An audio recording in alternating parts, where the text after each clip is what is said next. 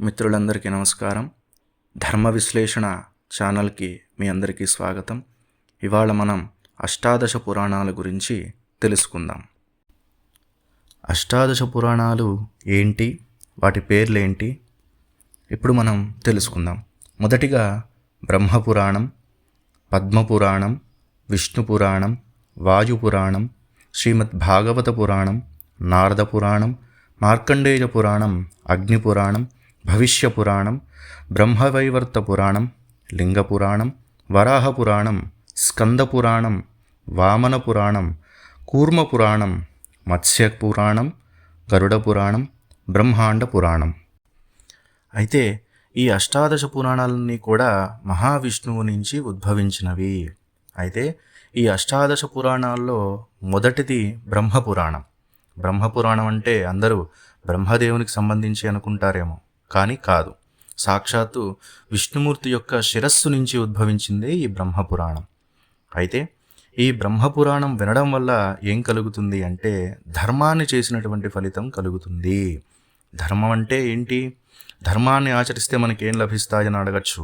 ధర్మం వల్ల రాజ్యప్రాప్తి, స్వర్గము, ఆయువు, కీర్తి, తపస్సు చేసిన ఫలితము మరియు మోక్షం కూడా లభిస్తుంది. అయితే అష్టాదశ పురాణాల్లో నుంచి మొదటిగా మనం బ్రహ్మపురాణం తీసుకుందాం. ఈ బ్రహ్మపురాణంలో వివిధ రకాలైనటువంటి కథలైతే ఉన్నాయి. అంచేత మనం మొదటిగా ఉన్నటువంటి బ్రహ్మపురాణంలో ఒక చిన్న కథని తీసుకుందాం. పూర్వము గౌతమి నదీ తీరంలో కండువు అనే మహర్షి ఉండేవాడు. అతడు సత్యవాది, ఇంద్రియ నిగ్రహం కలవాడు మరియు నిష్ఠుడు కూడా. ఒక ఆశ్రమాన్ని నిర్మించుకుంటాడు. ఆ నిర్మించుకున్న ఆశ్రమంలోనే మౌనంగా, ఉగ్రంగాను దేవతల కోసం తపస్సు చేస్తూ ఉంటాడు, సాక్షాత్కరించాలని. ఆ తపస్సుకి దేవతలందరూ కూడా ఆశ్చర్యపోతారు. ఇంద్రుడు పరీక్ష పెట్టాలి అని బ్రహ్మలోచన అనే అప్సరసని ఆయన దగ్గరకు పంపడానికి ప్రయత్నం చేస్తాడు. అయితే ఆమె భయంగా ఉంటుంది. ఎందుకంటే ఉగ్ర తపస్సు భంగం చేస్తే ఋషి శపిస్తాడు కదా స్వామి అని చెప్పి ఇంద్రుడితో అనడం చేత అప్పుడు ఇంద్రుడు ఇలా అంటాడు, నీకు తోడుగా వసంతుడు, మన్మథుడు, వాయువు వీరందరూ కూడా నీకు తోడుంటారు, నువ్వు ధైర్యంగా వెళ్ళు అని చెప్పి ఇంద్రుడు ఆజ్ఞాపించడంతో ఆమె అలానే వెళ్ళి ఆ యొక్క ఋషిని సందర్శించి ఆ తపస్సుని భంగం చేస్తుంది. అలా ఆ ఋషి మోహంలో పడి 9008 సంవత్సరాల పాటు ఆమె మోహంలో ఉన్నటువంటి ఆ ఋషి ఆ యొక్క తపస్సుని మర్చిపోయి మోహంలో మునిగిపోతాడు.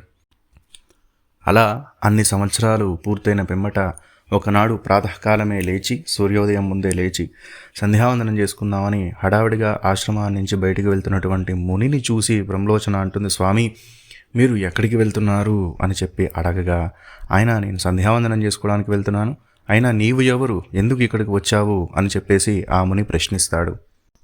అప్పుడు బ్రహ్మలోచన అంటుంది, అదేంటి ఇన్ని ఏళ్లుగా నేను మీ దగ్గరే కదా ఉంటున్నాను అని చెప్పి అనగా అప్పుడు ఆయనకు అర్థమవుతుంది, నేను మోహంలో బంధించబడ్డాను, దానివల్ల ఇదంతా జరిగింది, నా తపస్సు అంతా భంగం జరిగింది, నువ్వు ఇక్కడి నుంచి పొమ్ము అని చెప్పి గట్టిగా అరవగా అప్పుడు ఆమె అక్కడి నుంచి భయంతో స్వర్గానికి పారిపోతుంది.